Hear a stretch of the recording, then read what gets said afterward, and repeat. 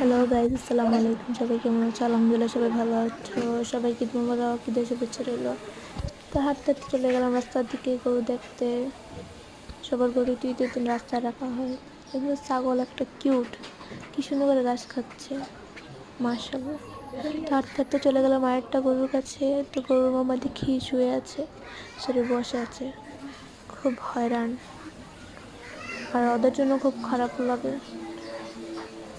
গরুটা খুবই দুষ্ট, দেখেন নিজে নিজে কি করছে। এখানে দুইটা গরু আছে, কি শান্তশিষ্ট চুপচাপ দাঁড়িয়ে আছে। তো এই গরুটা আমার অনেক ভালো লাগছে, সো কিউট একটা গরু, মাশাআল্লাহ। সুন্দর চুপচাপ দাঁড়িয়ে আছে ওগুলো। দেখেন এই গরুটা কত দুষ্ট, একা একা দুষ্টামি করে।